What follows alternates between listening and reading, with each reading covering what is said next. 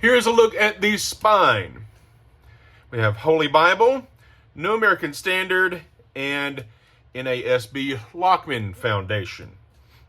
It has the 5 hubs, 1, 2, 3, 4, 5. The gilding looks good. The ribbons are placed in a good spot, so I appreciate a good ribbon placement. The ribbons are tucked okay. There's not a bunch of glue sticking out. We have black headbands, tail bands. Let's open it up here. So, give you a look at the pleated corner work. They're really tiny pleats. Not bad at all. And we have the ISBN number here at the bottom. And when we open it up, you'll see this salmon color. We have 2 ribbons. We have a double-sided red ribbon. And we have a double-sided satin black ribbon. So we can appreciate those. These are printed in Korea. So this is the first print. This is the 2020 reference edition, published in 2022 by Lockman in Korea. All right, here we go to the Old Testament page. This might be the best looking Prime Bible that we have from Lockman. So we have all of our references here, and I like how they separate the footnotes apart from the cross references. There's more overcast stitching here in chapters 6 and 7 of Genesis. So whenever we go through this, obviously you notice lots of footnotes at the bottom, or lots of cross references at the bottom, right? And then there's 1 footnote or 0 footnotes. New American Standard has a bunch of footnotes everywhere. I'm not quite sure what to think about the philosophy of having all the cross references, but what they call a minimum set of translation footnotes. I'm not sure what to think about it. Whenever I go for one of these 3 Bibles, if I want to pick something up and take it to a Bible study, or if I just want to sit on the couch and read something, this is the one I go for. Now, some people, they're going to say, hey, this is beautiful. The large print ultra thin, this is beautiful. I don't need anything else. And I get it. I get it. But if you're just going to sit down and read something, if you're planning on having one Bible for your year, I think this is it.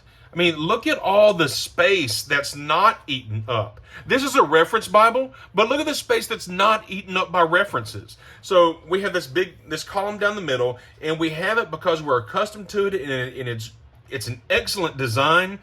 If you're looking to study this Bible, look at all the footnotes here at the bottom. I love it. But if I'm going to choose one of these to sit in my recliner and read, it's this one.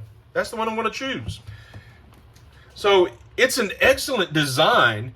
I just wish it had all the footnotes and an abbreviated set of cross references. I wish it was the other way around. Let's look at the New Testament page. So this should give us the best look at the show through, the ghosting on the other side of this page. And I don't think it's bad at all.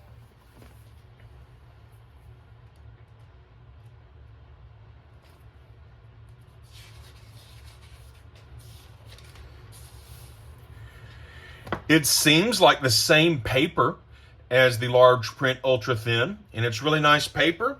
The other thing that has to be said about this Bible, whenever you get, I'll say it later. So we have Matthew here on the other side, and of course Matthew's looking good. It's just a great looking Bible. Let me show you what the Psalms look like. Notice we have the Pilcrow here, Pilcrow markers. The New American Standard has typically used a bold verse number to let you know whenever there's a new paragraph. But this is a paragraph Bible, so it doesn't have to do that anymore. It just indents, right?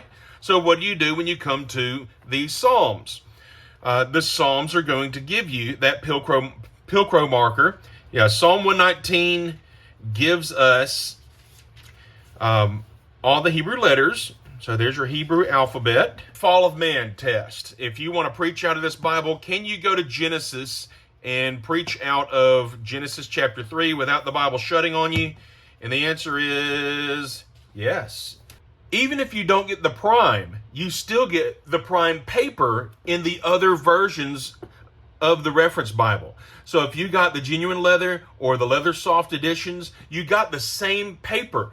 If we turn to the Sermon on the Mount in Matthew chapter 5, notice that this is black letter text. It is not a red letter edition. Here's our topical index.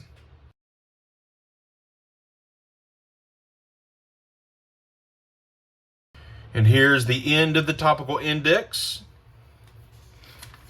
And we turn to introductions to the books of the Bible. So they're all here at the end. I'll give you a good look at all these. And then we have a Bible reading plan.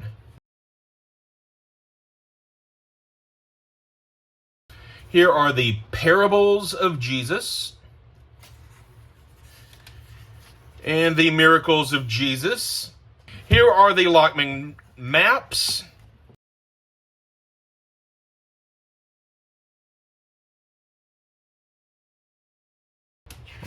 All right. And then these two are tipped together, and that's as far as I can separate the end page. Leatherette. And we're at the end of this Bible.